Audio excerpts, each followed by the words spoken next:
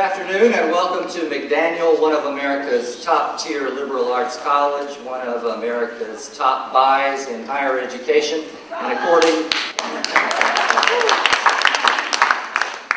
to all of the friends on my Facebook site, we are the #1 university in the world. So thank you for being here with us today. I'm Roger Casey. It's my great pleasure and privilege to serve as our 9th president and to welcome you to today's Smart Talk. It's often said that journalists have a front row seat to history. With careers exceeding 3 decades, both Judy Woodruff and her husband, Al Hunt, have used this privilege with responsibility and effectiveness. Their covering and reporting on politics for prominent networks and publications such as CNN, NBC, and the Wall Street Journal have imprinted these journalists in our minds as 2 of the nation's most experienced and respected political correspondents. With a path-breaking career in broadcast journalism, Ms. Woodruff has earned a reputation for fairness, accuracy, and insight. Her thoughtful reports over an impressive career evidence her keen intellect and savvy understanding of politics and power. While the career path she has taken is a common one for successful broadcast journalists, start at a local station and make their way to the national network, what makes Ms. Woodruff's career at 3 networks so impressive is the fact that she did so at a time when the opportunities for women were far more limited. She is also the mother of 3 grown children, 2 sons and a daughter. Her son Jeffrey joins us today. Welcome, Jeffrey.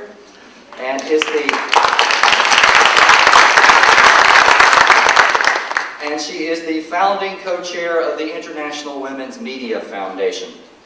With local television experience gained in Atlanta in political reporting, she joined NBC News and reported on her first presidential campaign with then-Governor Jimmy Carter's successful run for the White House in 1976. Ms. Woodruff followed Carter to Washington, where she became NBC News' White House correspondent, covering both the Carter and Reagan administrations. Her book, This is Judy Woodruff at the White House, was published in 1982. Ms. Woodruff was the chief Washington correspondent for McDaniel NewsHour on PBS and anchored Frontline, public television's award-winning weekly documentary series. In 1988, she served as the moderator of the vice presidential debate between Dan Quayle and Lloyd Bentsen. Joining CNN in '93, she served as senior correspondent and anchored Inside Politics, a weekly political program. With breaking news stories on September the 11th or the 1995 Oklahoma City bombing, her calm, competent, and professional reporting earned our respect and allegiance. In 2007, she completed an extensive project on the views of young Americans called Generation Next, Speak Up, Be Heard. 2-hour-long documentaries aired on many PBS stations, along with a series of reports on the NewsHour. In addition, she anchors a monthly program for Bloomberg, Conversations with Judy Woodruff. Through fall 2006, she was a visiting professor at Duke University's Terry Sanford Institute of Public Policy, teaching a seminar course on media and politics. And in 2005, she was a visiting fellow at Harvard's Joan Sorensen Center on the Press, Politics, and Public Policy. With a sophisticated understanding of people, politics, and power, Al Hunt has been one of the most influential reporters covering national events in current history. As a respected print journalist and columnist, Mr. Hunt has sought to explain, decode, and decipher the ways of Washington to his loyal readers. Television viewers have prized his insightful analysis on public affairs programs, and readers have valued his books on national elections. For 35 years, he worked for the Wall Street Journal with assignments as a congressional and national political reporter, bureau chief, and executive Washington editor. For 11 years, he wrote the weekly column Politics and People, a must-read by all Beltway insiders. He ran the paper's political polls for 20 years and covered the national scene extensively. His articulate voice has enlivened public affairs programs on NBC's Meet the Press, PBS's Washington Week in Review, CBS's Morning News. For 17 years, he was a regular panelist and moderator of CNN's The Capitol Game. Since 2005, Mr. Hunt has brought his considerable talents to Bloomberg News, where he serves as executive Washington editor. With 1,700 reporters and editors in 104 bureaus around the world, including more than 100 journalists in Washington, Bloomberg is an essential source of information in the world of finance. Both Ms. Woodruff and Mr. Hunt have received national awards recognizing their excellence in the field of journalism, and both demonstrate a commitment to community service, having given their time as board members for their alma maters and charitable organizations. While Wake Forest University proudly claims Al Hunt and Duke proudly claims Judy Woodruff as respective alumni, we at McDaniel College welcome these media icons to our campus, where we hope they will continue to return, as both have been approved for honorary degrees we will be awarding at commencement 2013.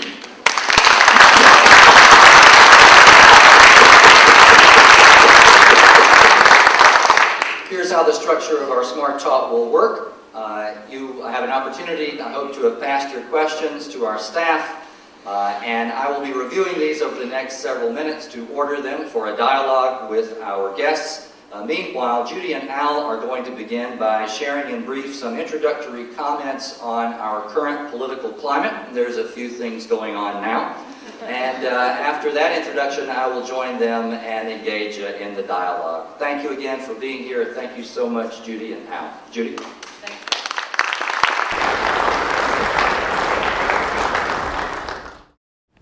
Thank you so much, President Roger Casey, for those very generous words of introduction. To listen to that, you would think Al and I were each over 100 years old because of all the different jobs that we have held. But we appreciate and are very grateful. We are so delighted to be here, but I have to tell you, we also think it's criminal to be keeping all of you indoors on this gorgeous day. Al is going to say the same thing I am. We are both so impressed by McDaniel College with the extraordinary footprint this school is leaving in this region and beyond, with its academic excellence, with President Casey's leadership, and of course the program that is our personal connection to McDaniel, and that is the Target Community and Educational Services.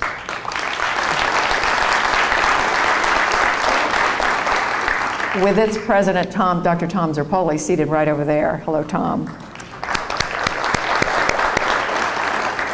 So Jeff, whom you just met a second ago, who's sitting over there, has not only thrived, he has loved his 2 years, a little over 2 years plus, since he moved to Westminster. And I have to tell you, it is mainly due to the superb attention he has received from the remarkable Target staff, including the talented and caring McDaniel graduate students who serve as managers at the homes where Jeff and the other clients live. The word manager does not do justice to what they do. They oversee so many details of Jeff's and the other residents' waking hours. They do it with personal attention and genuine caring that come as close as I can imagine to what a family provides, and I think Jeffrey would argue it's a lot better. And I have to tell you, Jeffrey made me promise that I would not tell any stories about him, but there's one that I think he will forgive me for, and that is that he got to know President Casey and his wife, Robin Allers, because she was a regular visitor to the athletic facility here at the college, where Jeff works with others taking identification cards for everybody who comes. And he was particularly demanding that he see Ms. Allers' identification repeatedly. And she showed him this before he learned that she was indeed the wife of the president. So, Jeffrey, the message of this is everybody gets treated equally, right? So we have come to be very, very fond of this place, and Al and I are particularly pleased to be here today. As you just heard, President Casey asked us to speak for just a few minutes about current events. We're happy to take questions later about anything. He mentioned maybe our careers as journalists, about journalism. But I thought I would just start off with a few words about the presidential campaign. Yes, it's underway. We've just come to the end of a lively and sharply contested primary contest among the Republicans, which some of us are going to miss a lot. Who can forget those early debates with Herman Cain's 999 plan, Michelle Bachmann's loyalty to the Tea Party, and who was that third candidate? Oh, yeah, Texas Governor Rick Perry. Plus, of course, John Huntsman and a couple of others. But now we know that Rick Santorum has suspended his campaign. Newt Gingrich has dialed his back, although he is not entirely out of the race, he says. And despite the fact that Ron Paul continues to draw big crowds, especially on college campuses and out west, everybody knows the nominee is going to be Mitt Romney. He starts out a little behind in the polls, but more evenly matched in some of those critical battleground states that could swing either way in November and that will help make the difference. These are states that both candidates need in order to win. So Governor Romney is either going to be able to match or do better than fundraising on the part of President Obama and his campaign. You can look for them each to raise maybe $1 billion. President Obama's campaign raised $750 million in 2008. The predictions are that easily will be exceeded this year. I expect, and this is no news to anybody in this room, that the president's fate in large part will be tied to the economic recovery, how strong or how weak it is for the rest of the year, how skilled he is or isn't in talking about his role in the economy and his outlook for the future. But other issues will also be playing a role. The federal deficit, the fundamental debate over the role of government in our country, international events, which are impossible to predict, issues like immigration. In fact, just a reminder that there's nothing new under the sun in American politics. Most of the Republicans running this year advocate that English be the official language of the country and that English only be taught in the public schools.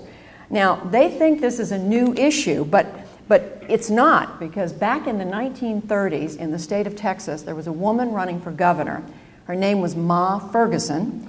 She was the widow of Pa Ferguson.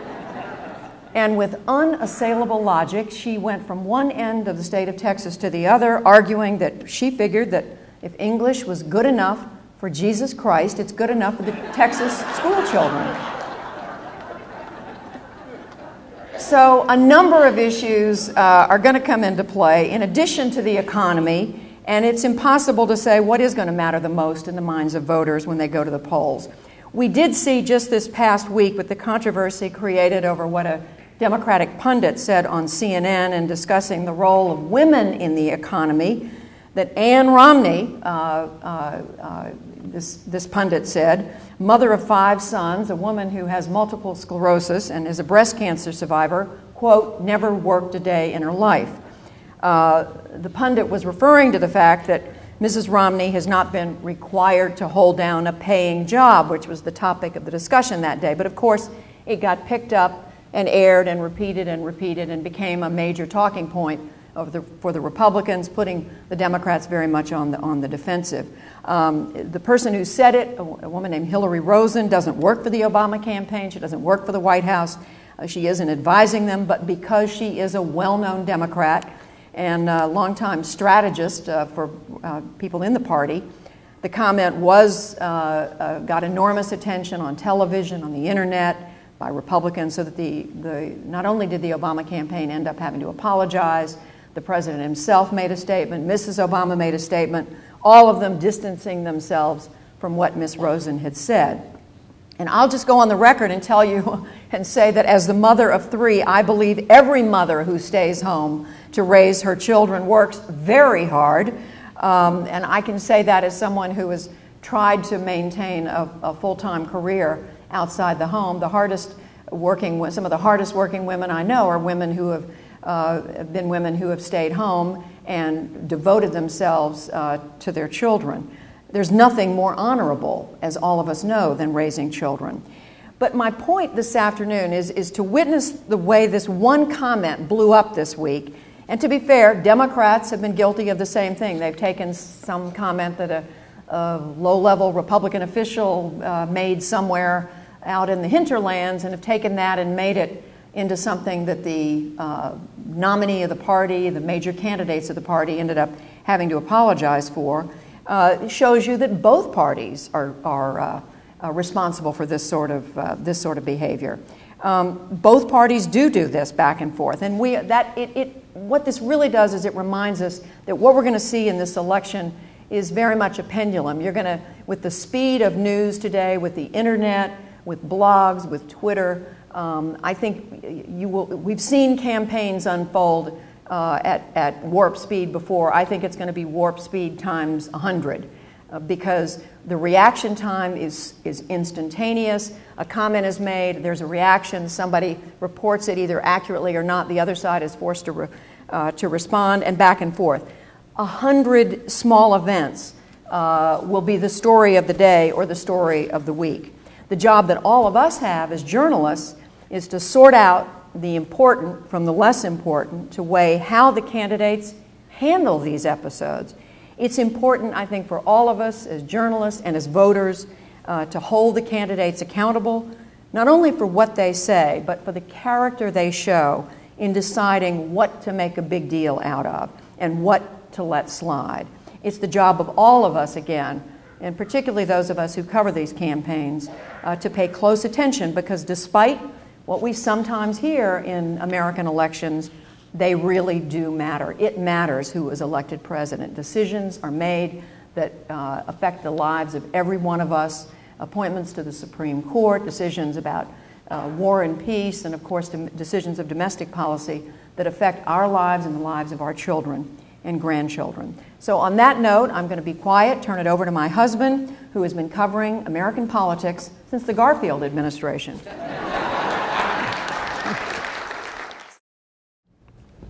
It's always nice to follow Judy Woodruff, which I've done most of my life. We were married, and we both had careers, and it was difficult. We had to choose. Was she still going to be Judy Woodruff?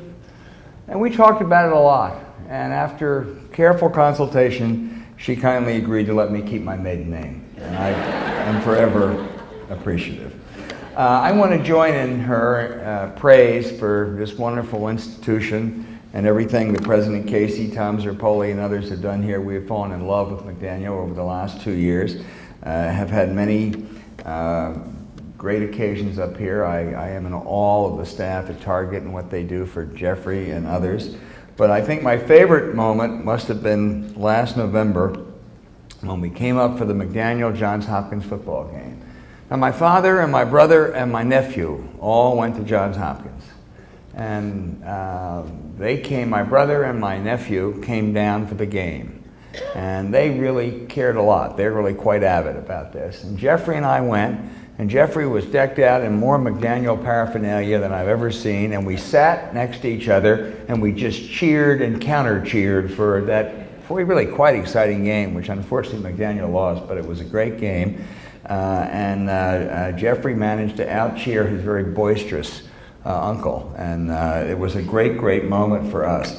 I really did have some very good Jeffrey stories to tell today.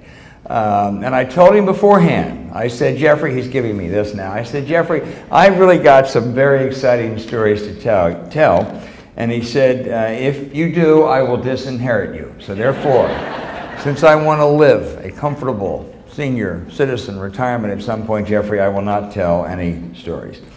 I am really sad that this Republican race is ending. I really loved every day, almost, reading about Rick Santorum. I didn't think I would find anybody who would say that John F. Kennedy's celebrated speech on separation in church and state before the Houston ministers made him want to throw up. You can't make up that kind of stuff. Or that Barack Obama ought to be pro-life because he's black. Or that the people that really caused the economic recession were gays and lesbians. Now that stuff is just, you just can't make it up. And Newt Gingrich. Newt rose to occasion as only Newt can do where he went.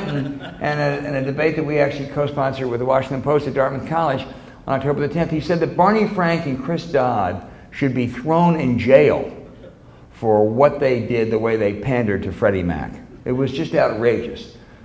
And then when we broke the story about a month later that Newt had secretly been on the Freddie Mac payroll to the tune of $1.6 million, he said they hired him because he was an historian.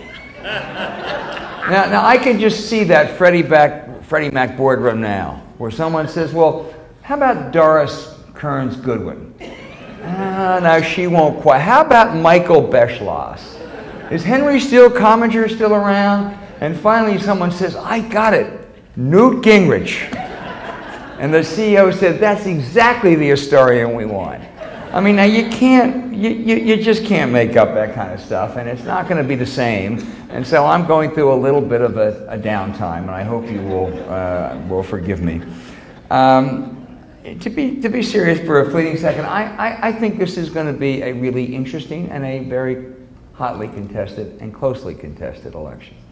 I haven't done this quite as long as my wife so unkindly suggested, but I've done it for a long time.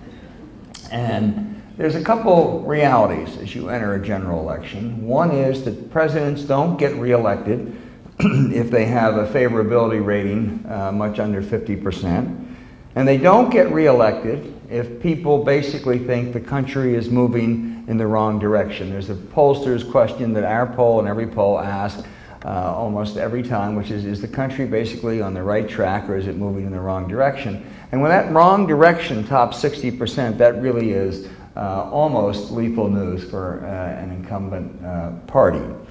Barack Obama today has an approval rating in the mid to high 40s. That's the danger area.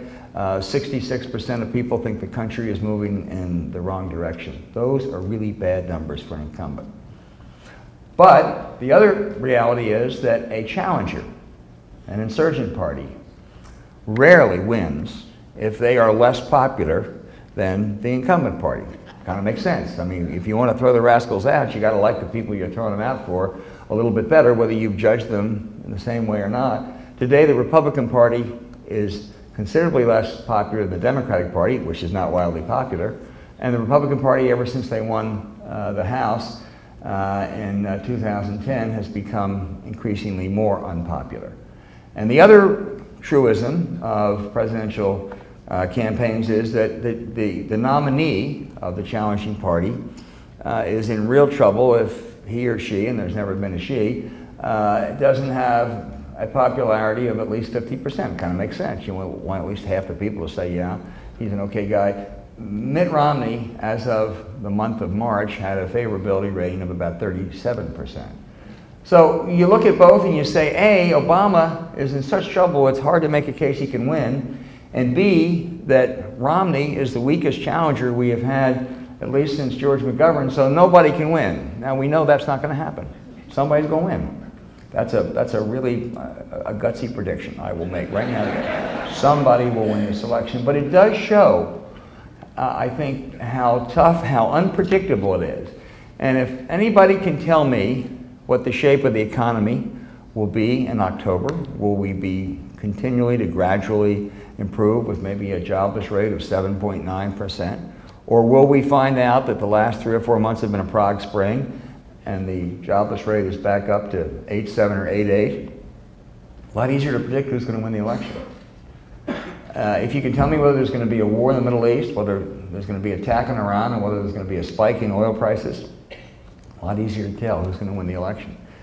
And if you can tell me if Mitt Romney, who, as I said earlier, has a just alarmingly low favorability and popularity right now, can somehow put it together in the next 3 or 4 months, which is not an impossible task. In June of 1992, Bill Clinton was running third in national polls, behind not only the incumbent George H.W. Bush, but behind Ross Perot.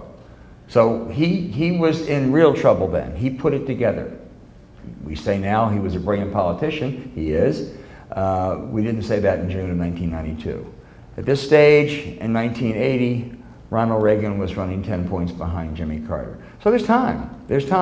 But Romney has a lot of daunting challenges. He has not been a very good candidate.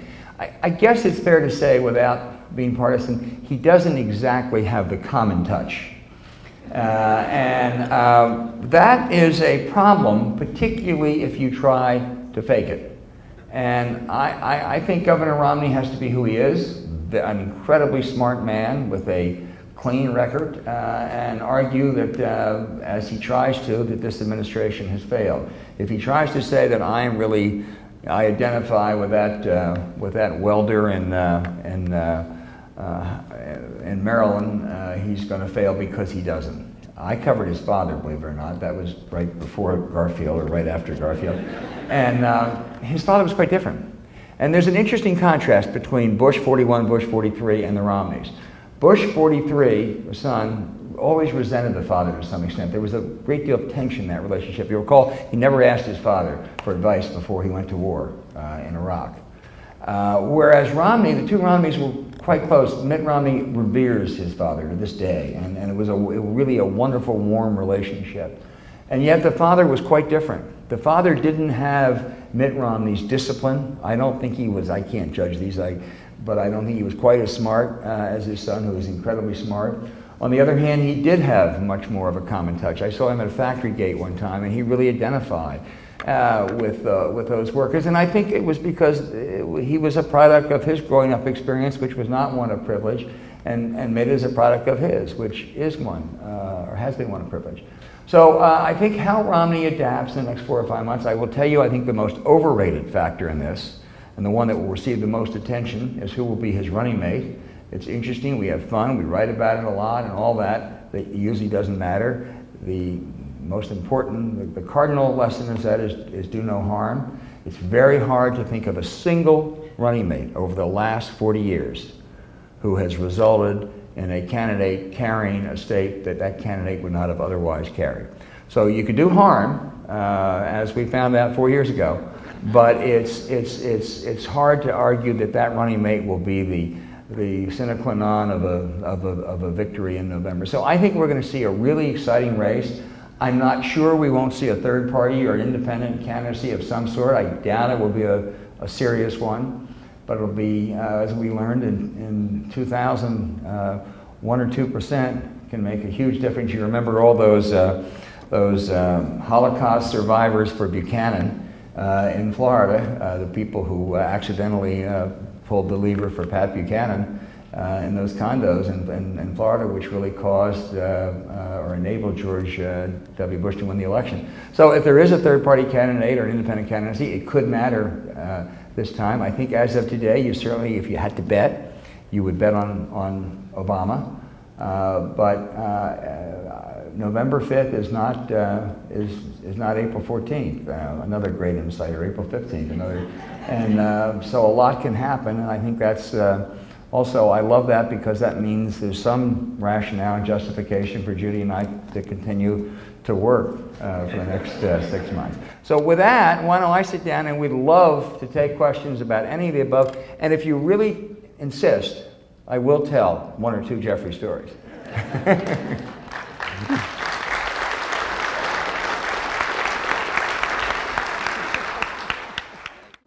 We have a great stack of questions here to entertain us this afternoon, but I'm going to promise you that the first third of them have either the phrase Citizens United or Super PAC on them in some way or another.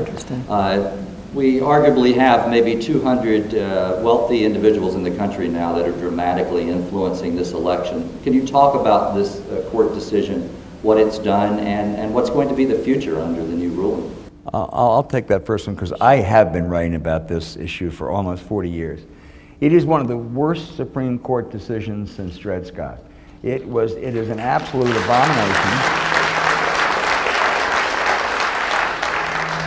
And I'll give you a couple reasons. I don't believe in constitutional amendments by and large. One exception I might make is there ought to be one member of the court who has stood for political office at some point. I don't want 9 appellate court judges. I don't want 9 Harvard and Yale and Columbia judges as we have now. I'd like a little diversity on that court, some people from Wyoming or some people from New Mexico. But I'll tell you, if Sandra Day O'Connor had been on that bench still, as the only person who had actually stood for political office, she could have told those judges, I'm sorry, guys, this is not the way it works. And I don't think it was a corrupt or a mendacious decision. It was an extraordinarily naive one. They have unleashed a torrent of unregulated money and encouraged secret money that's going to, I think, we're going to have at some point, whether it's this year or next year, we're going to have the biggest scandal since Watergate. Because at some point it's going to come out. And it's corrupting the system. the argument that proponents made in a policy sense, let's leave aside the constitutional arguments for a second. From a policy sense, they said, hey, you spend a lot more money and you're going to energize the electorate. People are going to be better informed. They're going to know more. We spend more on soap and detergents and toothpaste than we do on politics, which I always thought was a rather silly analogy. But in any event, that will happen. So what's happened? We've had record numbers of amounts of money spent with the outside groups in these GOP primaries. There's been no Democratic contest. In a lot of these places, independents and Democrats can vote. And in 2/3 of the states, turnout has been down. Why? Because these ads so turn people off. Final point I'd make is, if you go and you look at it, I'm going to mention Romney here, but the same would apply to Gingrich or Santorum, and for the Democrats, the same will apply to Obama too. Any place you go, I don't know if you all watched the ads in Maryland. If you saw a Mitt Romney ad, it was uplifting. He's a guy who can take charge. He's got a great experience. He cares about you, etc. You thought, oh, that's Mitt Romney. And now, if you saw ads from a group called Restore Our Future, which actually bought more ads here than Romney's campaign did. You know what it said? The other guy is a real scumbag. Rick Santorum has voted with Hillary Clinton. He's a crook. He's everything else. And you watch Restore Our Future. You didn't know who that ad was coming from. The name Mitt Romney was never mentioned. It is Mitt Romney's super PAC. It is run by people who were involved in Mitt Romney's campaign. It is directed by his closest business associate. The idea that there is, I know I'm going on this, but I really feel strongly, the idea that there is no connection or collaboration is just an absolute canard. Same with Obama. The people running the Obama super PAC, which has been struggling to get going, are former White House aides. And Citizens United has created a corrupt system. And it's just a huge accident scandal waiting to happen. But I don't feel strongly about it. And on the next question, Al's going to tell you what he really thinks. No, seriously, as a reporter, I can't take a position one way or another. I will say, though, that what we've seen, though, with Citizens United is it's not just the amount of money, it's the lack of disclosure. If you could at least know when the money is being spent and you could see, oh, these are the people behind this, and let's look into what their interests are and why they're doing this. But the problem is you don't find out until later, and in many instances it's going to be after the election before we know who they are. And, that's just, I question whether that's a system the American people are comfortable with. How will this get repealed if it gets repealed?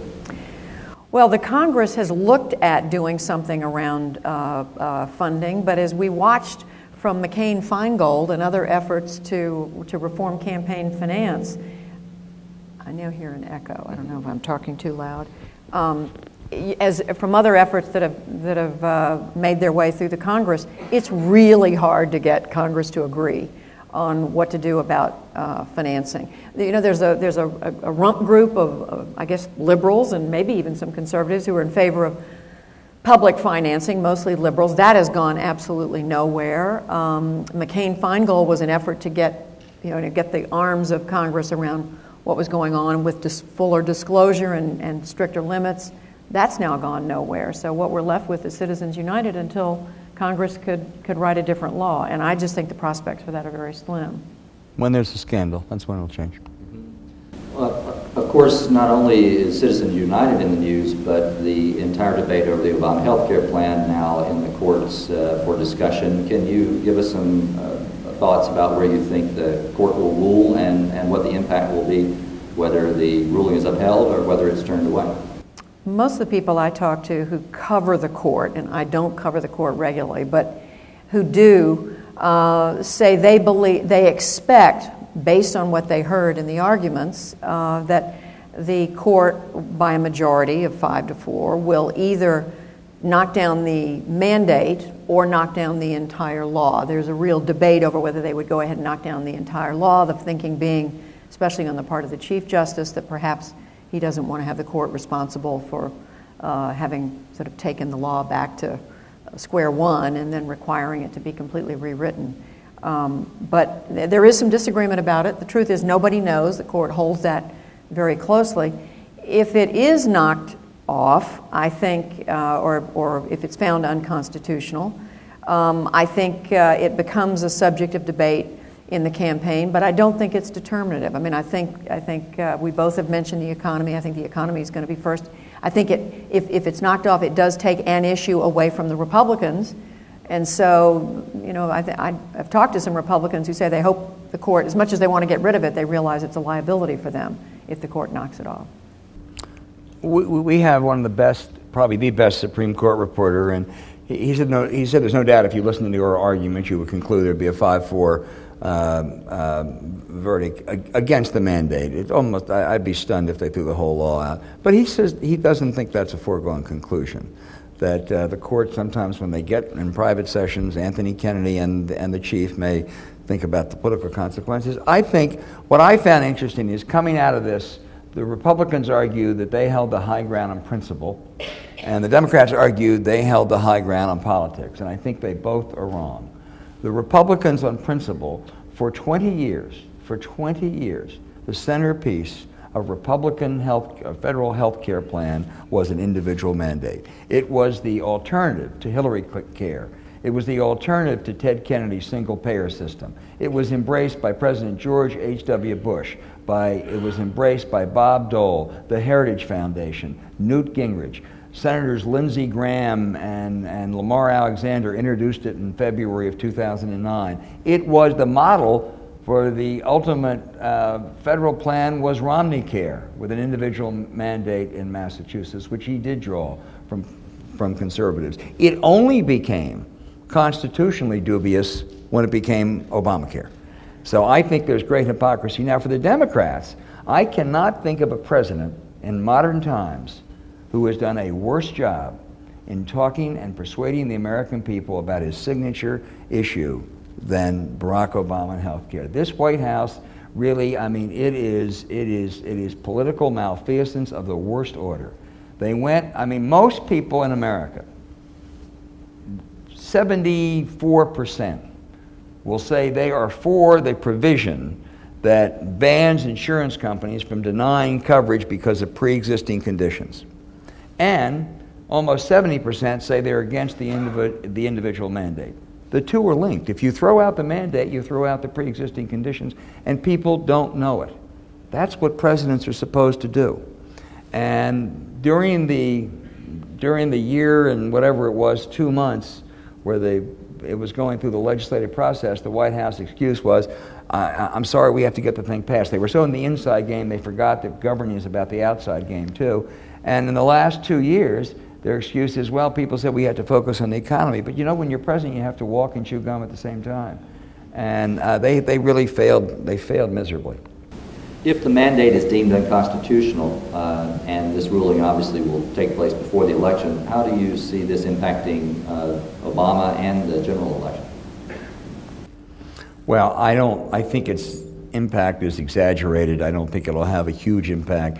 I think it will be incredibly bad news for the Obama administration, because I don't think you can patch it together. And I think that we saw how difficult it was to do. And it is his single most important achievement. And if the mandate is thrown out and the rest of the law is kept, in a way, that's the worst of all worlds, because it's an unworkable system then. It's patchwork, and it's going to be very difficult. It'll be interesting to watch, though, of course, because what Mitt Romney did in Massachusetts was in many ways a model. It's not exactly identical, but it was a model for the Obama plan. And it'll be interesting to see how they thread that needle, because the Democrats will continue to point out that Romney believed in something just a few years ago that the national plan was built on. And yet now he says he would roll it back. To use the probably unfortunate metaphor of Romney's political friends, the Etch-a-Sketch has been shaken now, and so there's an opportunity now that it's a two-person race to redraw Romney. Do you see something new emerging now that he has the nomination essentially locked up?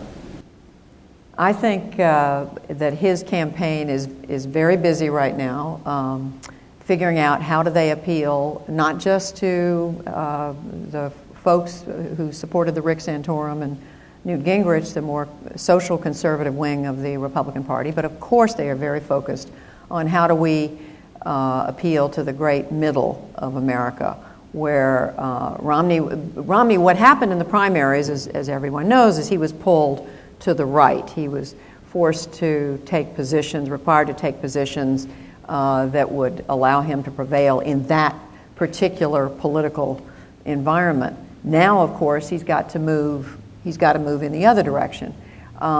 They've got to be very careful, though, in my view, because I know some people think, well, where else are the social conservatives, Christian conservatives going to go who were supporting Rick Santorum and others? But in my reporting, there are really still some very strong feelings among the evangelical Christian groups about whether Mitt Romney represents their views. So as he moves to the center and takes positions that would appeal to the middle, it'll be very interesting to see how he, at the same time, doesn't send the message to Christian conservatives that he hasn't abandoned what they care about. No, I think Judy's absolutely right. All presidential nominees try to move to the center. Richard Nixon was the one that coined the phrase. Ronald Reagan certainly did it in 1980. Barack Obama did it 4 years ago. The two challenges for Romney that make it tougher, not impossible, but tougher, are that he has already acquired a reputation, fairly or not, as a bit of a flip-flopper.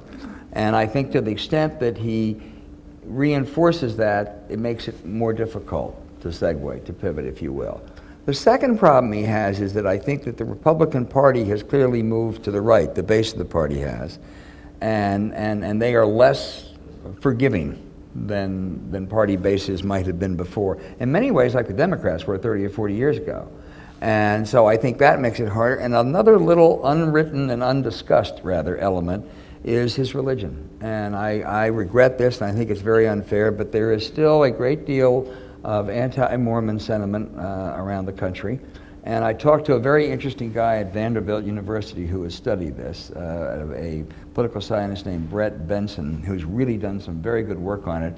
And his grand-uncle was Ezra Taft Benson, who was the agriculture secretary under Eisenhower, and then for 20 years head of the Mormon Church. So he's coming at it from a very, he's a Mormon, he's knowledgeable, but incredibly scholarly and detached. He says you have to understand there are three people who have problems with Mormons in America.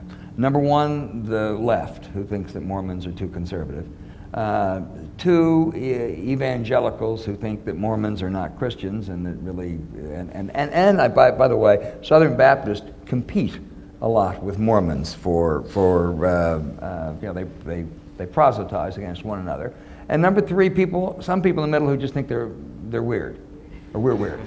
And he said the problem with appealing to the people in the middle is you stress some things that Mitt Romney and others believe about your values, your Christian values and the like, and that drives the evangelicals crazy. So that won't be talked about a great deal, but the other factor is that unlike Jack Kennedy in 1960, there were some conservative pro-Republican Catholics who out of pride voted for Jack Kennedy, which I think balanced or offset the Protestant bigots who wouldn't vote for a Catholic. There aren't as many Mormons to offset that, and they tend to vote overwhelmingly Republican anyway. So I think you put all those factors together, the Etch-a-Sketch is going to be harder. I'm glad you talked about religion. Actually, my next question was going to be about that, and complicating that a little more with the fact that after the Alabama and Mississippi Republican primaries, polls indicated that actually a majority of people who voted in those elections believed that Barack Obama was Muslim. We have the Mormon issue related to Romney. We have the Obama ruling on birth control now impacting significantly in relationships with the Catholic Church. Can you talk a little bit more about religion and its role in the coming months of the election?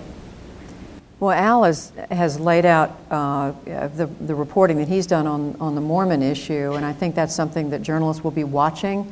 As he prefaced it, I think it's something we don't want to think that religion would preclude us from voting for someone, but so many factors go into who we choose for president. As someone famous once said, Al, you'll remember, the vote for president is the most personal vote we cast. Was it Jeffrey who said that? Jeff. Thank you, that's right. You think this is the person I'm going to be looking at in the newspaper, on the internet, on television every day and many times a day for the next 4 years. This is somebody I need to like and be comfortable with. So we don't want to think that in this country, in the United States, that religion is a barrier, but for some people, no doubt, it is. I think the Catholic Church is not monolithic.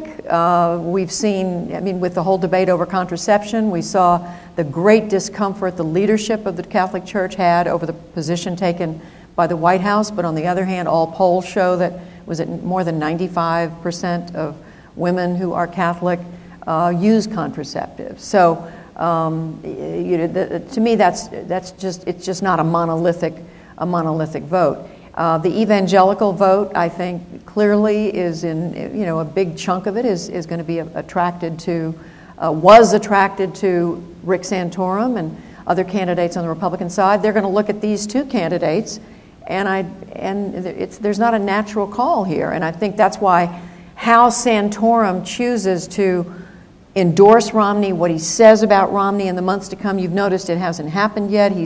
Everybody expects that it will, but what does he say? How quickly does he embrace him? How enthusiastic? I think all those things will bear watching. Religion will play a role in the election, but I think there's so many cross currents. I don't think you can say that it's going to benefit one candidate over another. Well, I have a slightly different take. I don't think what Rick Santorum does will make much difference.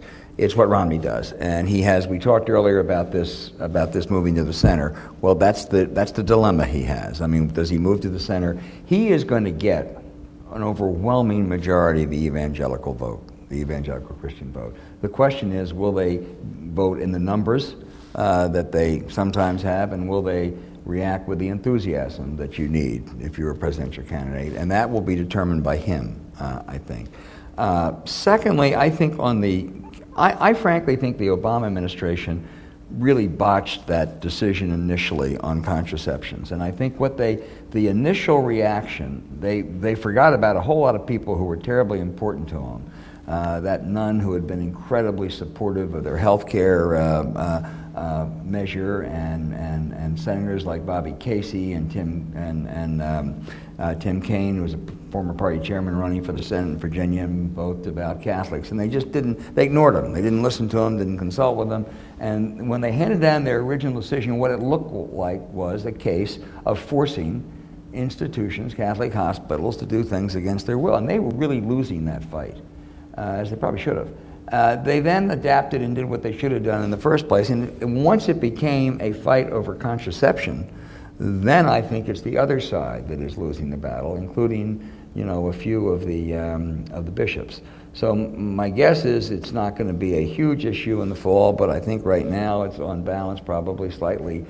It's more worrisome for Republicans and Democrats. Right? The one note I would add is you mentioned the view that many Americans, especially in the South, have that this president, who is a Christian, is Muslim.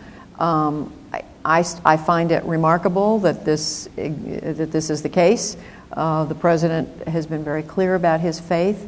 A lot of questions have been raised about the extent to which racism is an element in the election. I think we know in a country as big and varied as this one, there's no question that there's a strain of that among the American people. And I think it manifests itself when you have people say what they say about his faith. My guess is that those people who believe that wouldn't have voted for him anyway, so it wouldn't add to the negative vote, but it is something I think for us to think about in our country. Several people are interested in hearing your thoughts about Hillary Clinton, both her future and also an assessment of the role that she's played as Secretary of State. On November the 6th, Hillary Clinton will be the front runner for the 2016 Democratic nomination. I mean, she'll be 25 points ahead of anyone else, which is actually a remarkable turnabout when you consider at this time 4 years ago, she was, if not a discredited figure, she was not considered, she didn't have a lot of respect. She had been a formidable front runner who was losing to a first-term senator, a guy who's going to be the first black nominee. I mean, you've never seen a campaign that was as poorly run as hers. So she was in pretty bad shape. I think she has done a very good job as Secretary of State. I think she commands respect around the world. I think she's recovered brilliantly from the ineptitude of her campaign. I also, from what Judy and I have heard, she's exhausted. She's had 4 punishing years, first as a candidate and now as Secretary of State. She really does want to leave and will leave at the end of this year, and has to kind of, she has to rest some and decide what she's going to do next. And I don't think she's made a decision as to whether she'll run in 2016 or not. But I'll tell you an interesting question if she does. I've already had some people say, well, she'll be too old to run for president in 2016. She'll be 69. She will turn 69 10 days before the election. That will be younger than Ronald Reagan was when he was first elected. That will be younger than John McCain or Bob Dole were when they were the nominees, and that would be younger than Newt Gingrich would have been if he had gotten the nomination this year. So we'll see if there's a different standard applied to women on age than there is on men. And the baby boomers will be this big bulge of voters, and maybe they'll like that. I echo what Al said. I don't think she's decided yet what she wants to do. I think she has not closed the door entirely. There are people I know who know her say, no, I don't think she's going to do it. And there are others who say, yes, I think she's going to do it. But everybody agrees she hasn't made up her mind yet. Let's talk about the media for a while. There's an enormous critique of the media and its appropriate or inappropriate role in the political world, the polarity of Fox News and MSNBC and other news sources. You've both been in this business a long time. We'd love to hear your thoughts on the biggest changes that you've seen and what are good and bad things that are happening in the current media climate. I'll start just by saying a couple of things. Number one, it's media today much more driven by opinion, which you've just referred to, than it used to be. More and more people gravitate to sources of media that they think will reinforce their own views, where they sort of hear echoed back what they already think. This is, I think, a phenomenon of increasingly in the last decade or so. There's always been some of that in American media, but I think more of it today than ever before. The main way the media has changed, though, has been technology and speed. With the technology, when I started out as a television reporter, we used film. Some of you young people have never heard the word, maybe. It comes on a reel, 16 millimeter. And my first job as a secretary in the newsroom of a television station in Atlanta was cleaning the film, going over with a glove and a solution to make sure it was clean. We are so far beyond that. It's miniature, it's fast. I worked for a television station that did a 6 p.m. newscast and 11 p.m. newscast, and that was it. And once I went to work for NBC, it was the Today Show and nightly news. Today, the deadlines are constant. It's every second. If you know about a story, you need to file it immediately. This puts, frankly, a lot more burden on reporters to get it written, to get it right. And to be competitive, because the competition is, if you're not there with it, the competition's going to be there even faster. I happened to be there I was part of the press pool the day that I was covering the White House the day Ronald Reagan was shot in March the 30th, 1981. And what happened was there were no cell phones then. So when this horrible thing happened, and we were in the vehicles immediately after the president's car, and his car sped off, we didn't know that he had been hurt. There was no indication that he'd been hurt, but he had gone. And there were Jim Brady, who was gravely wounded, was lying on the sidewalk there. A couple of other people, Secret Service agent, policemen, were down. All we could do was size up the situation and then run to find a payphone. And so, I didn't get to the phone in the Hilton Hotel fast enough. I had to go across the street to find one in an office building. Today, you're on the cell phone, you're tweeting, you're able to go online. It is such a different environment. It puts, I think, more of the burden on you, the consumer, because we don't have enough time to be thoughtful all the time about what we do with news that breaks very quickly.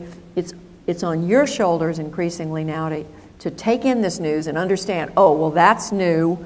It's not entirely vetted yet. That's all they know right now. More information is going to come in later. And then, of course, it goes without saying, the sources of news that come in with opinion, fraught with opinion, you have to decide, who am I going to believe? Because the role of the editor, I think, is much diminished in what we do today. That's just one slice of it, but I would say technology and the speed are the main two changes. Yeah, I agree. I think the changes have been profound in the last 20 years with the internet and with cable television, the multiplicity of sources. I think it's about 2/3 good because people can become more connected, they can become more involved, there's more access, there's things that they can see, there's no monopoly or neo-monopoly of information. And I think it's 1/3 bad. And the bad is because there is no filter oftentimes. And stories can move with lightning speed. There was a story last week that Nikki Haley, the governor of South Carolina, was about to be indicted for tax fraud. It was a story that a blogger put it out. Within 40 minutes, it had been picked up by it went viral almost. It was totally untrue. It was absolutely untrue. And the next day, I read an analysis by some reasonably respected political analyst that her chances to be vice president were injured by this, by a story that went viral that was totally untrue. So that just occurs. I don't like the fact that, I like the fact people have an option of watching Fox or MSNBC. I really don't like the fact that people rely on their information primarily from either one because they have nothing but a point of view. They don't have any fair and balanced editorial judgments, if you will. That's not what their intent is. And so I think we're better off as a society because more people are connected and can get access to information, but I think the journalism profession itself has suffered. Do you see the speed and the new means of journalism, and maybe journalism is even the wrong word because essentially anyone with a cell phone can say, I'm a journalist now. Right. Do you think it's having a different impact on democracy in the United States than it is on democracy in other nations? It's a very good question. We are at a different place in our democracy than so many of these other countries that are experiencing the revolutions and the Arab Spring, the Arab Awakening, whatever you call it. These are countries that are struggling to move from an authoritarian system to something different and something freer. And for them, this ability to share information quickly, to get the word out, is a vital part of their expressing their views. In our country, we are much, as I say, we're much farther along in our democracy. We have a constitution, we have the rule of law. For us, it's more of a how do you share information and what do you do about it, but it's not as if people are going to overthrow the government because of something. I would say in those other countries, there's so much more at stake with what you can see through Twitter or online, and the ability, for example, in a country like Syria, for people where the government has just rained down violence on its own citizens. You look at the courage of some of those people to even go on the internet and to communicate with one another by text messaging or Twitter or the other forms of communication they've used. To me, it's just at a completely different level. And I think it does have the ability. I mean, clearly technology, if you go back to China and what happened at Tiananmen Square and the fact that the whole world knew about that very quickly, and that was not even close to where we are today. And look at China again, and look at China today and how technology, the government's trying to keep a lid on it, but citizens are finding ways around it literally every day.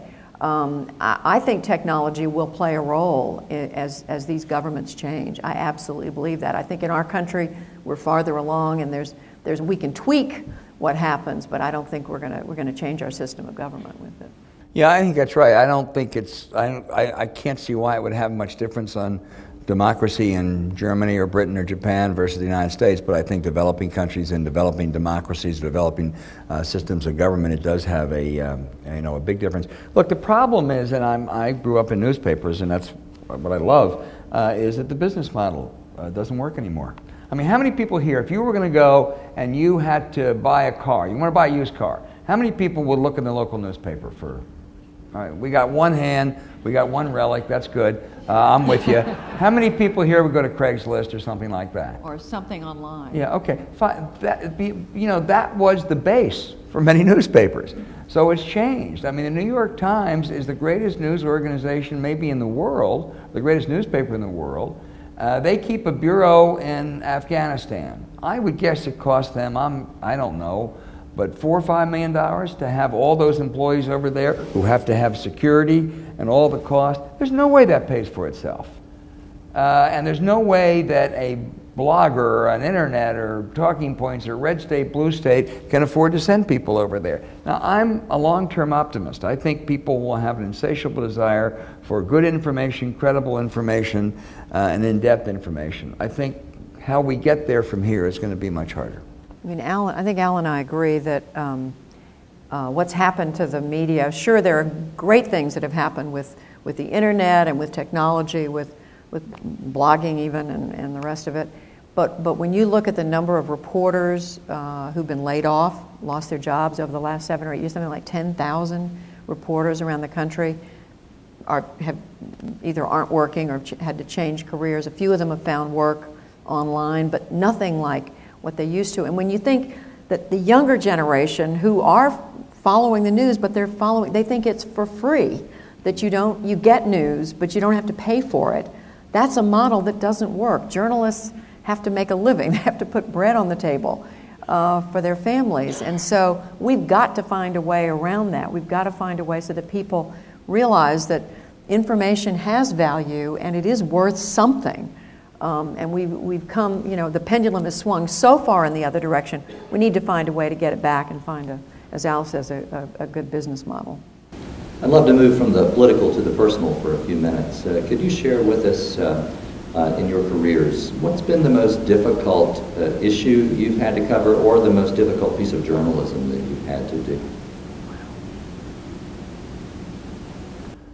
Well, I think that writing about America right after 9/11 was difficult.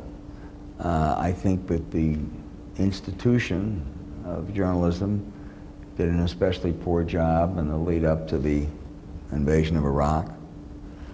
I think the most challenging bit of journalism that I've ever engaged in, it was an incredible high, but it was tough, was during the impeachment of a president back in 1973 and 74, Watergate. It was an incredibly exciting story, but boy, it was tough. It was uncharted territory. We hadn't been an effort to impeach an American president in over 100 years, and it seemed like an extraordinary step, and you wondered how the country would fare. And I remember walking out of that House Committee on Judiciary the first night they voted their first bill of impeachment, and walking over to the Capitol and seeing an American flag, and there were no riots in the streets. There were no, it wasn't what you would have seen in a lot of countries around the world. That was tough, but that was also, exciting. There are smaller issues that are more devilish all the time, but those were the big ones. I mean, for me, I would certainly agree. The most difficult 2 days for me were that day that I mentioned when I was covering President Reagan and there was the shooting. I mean, just in the sheer emotion of seeing Jim Brady, whom we knew, lying there the emotional impact of that was powerful. And then, of course, 9/11 in a very different way. I wasn't in New York. I was in Washington working for CNN then, and being on the air as just shortly after the towers came down, and having to sort of keep talking about the story and talking with our correspondents who were in New York was the most challenging time. Both of those were very challenging for me personally. I would say, there's so many issues that I admire.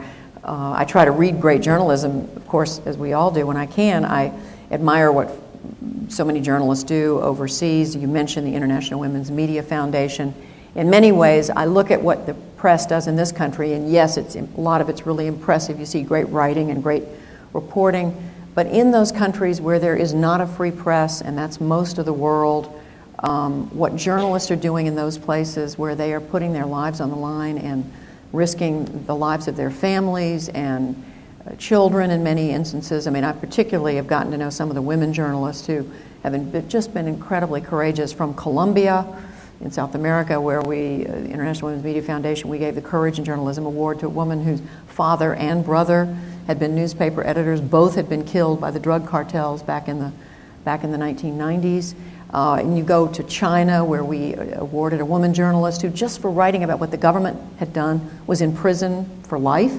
Iran, where people can't write what they want, and on and on and on. And it makes you appreciate the incredible freedom that we have in this country that I believe we too often take for granted, reporters. And I think when I also think that only a fraction of the American people follow the news, and I'm not saying what I report or whatever necessarily is worth reading or listening to or watching, but there's a lot of good reporting out there, and many Americans just don't come across a lot of it. And I find that it's a shame, when we do have the free press that we do. If I gave you unlimited funds and access and support, what's the story you would want to go do right now? What are you really interested in finding out about, reporting on? I want a time warp, and I want to go back and I want to cover Gettysburg in 1863, or I want to cover D-Day. Those are the two stories I wish I were older than my wife says I am to cover. I just think there's so many stories that go uncovered because we don't have the money to cover them. In public television in particular, we're challenged, as National Public Radio, we're all challenged to constantly try to raise money to get out and cover, because to hire a camera crew, to hire people to edit a story, I mean, I can be on the phone or I can go and interview people and take notes, but without the people to operate the cameras, and granted it's getting miniaturized and it's easier and less expensive in many ways, but it still costs money, somebody's got to get paid. But there's so many stories. I mean, I'm fascinated right now in how many people are adjusting to this new economy. We know that the millions of people who lost their jobs after the financial collapse in 2008, leading up to that time and after, those jobs aren't coming back. And how are those families adjusting? And we've seen some of those stories, but I'm really interested in knowing how we as a society, as an American people, are going to adjust to that new framework that is going to define us as a country. Well, Roger, I told you in the past, I don't think there's not any one great big huge story that I say, geez, I wish we had the funds. The problem I see instead is that there are a whole bunch of really important stories that rarely get covered. Let me give you two examples, one domestic and one foreign. The foreign one is water. Every 20 seconds, a child around the world dies because of lack of water. It's an incredibly important story. It's a tough story. What is the story? You don't have a natural villain. You don't have a natural solution. We in America, Nevada might fight California, but we're never going to have kids dying because of water. We shouldn't be outrageous. But around in the developing world, it's a huge story, and we don't write about it much. We don't do much about it. That's hard. At home, in 1965, the great Daniel Patrick Moynihan wrote a very controversial report on what he entitled then the Negro Family, in which he said that 26% of black kids then were born to a single mother, and that every bit of data we have shows that kids do much better when they are raised by two parents. I mean, they're some of the most courageous people I've ever met in my life are single mothers, and a few single fathers who raise kids. But in fact, you have a much better shot.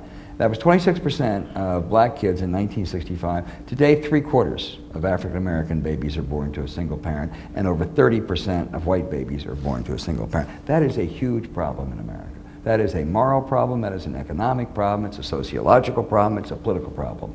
And it's one that we don't write about very much, we don't talk about very much, we don't do very much about. And I don't have the wisdom to tell you what we ought to do or what we ought to or what the solution is, but I know that what Pat wrote about in '65 was a huge problem, and he never dreamed it would be so much worse almost 50 years later. We're an educational institution, so I have to wrap up today by asking you, we've got some students out here that may be interested in careers like yours. What's your advice for them if they want to go into journalism and or broadcast journalism? I think they should jump in. For all the negatives you've heard from both of us about how tough it is and how many reporters have been laid off, I believe, and I don't think this is just because I'm an optimist, that there will always be a hunger for information in this country. And it may be a slice of America and not every single citizen who's interested, but there will always be a slice. It will always be important. And so jump in. The water's a little choppy right now. We're in the middle of this giant transformation from the old media to the new media. We don't know exactly what's going to look like, but if you're prepared, if you have a lot of curiosity, if you're willing to work hard, and you're willing to learn how to do it all, to write, to edit, to shoot a camera maybe, to do the whole thing, I think you may not initially make a good living, but when somebody, in fact, one of you, I'd love for you to come up with that business model that we've been talking about, how to make journalism put food on the table for journalists, and let them do the job that they need to do, that we need to do for the American people. Yeah, I think it's an easy call for a young person to go into it. It's great. I mean, the problem is the 43-year-old who is in mid-career and whether the business model is sustaining itself for the next 5 or 10 years. But if you're 23, there's no more exciting thing to do. You can travel around the world. You have new technology. You can do all sorts of things. And you don't have to work for the Washington Post, the New York Times, or even Bloomberg. You can, just if you have a mobile app, you can, be your own blogger in Afghanistan or in Egypt or in any place, and it may be dangerous, but there's a lot of things you can do. It's incredibly exciting. Do you realize how important it is that a dinosaur like Al Hunt just use the term mobile app?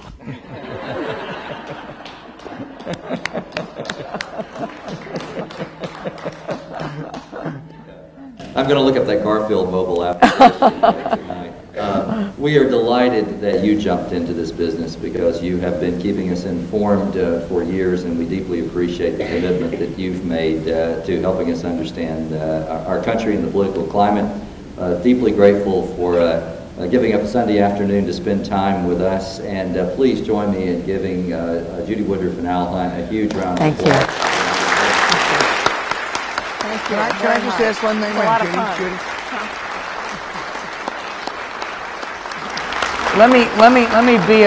Let me be a reporter for a second and ask you to sit down. I want to ask you one or two quick questions.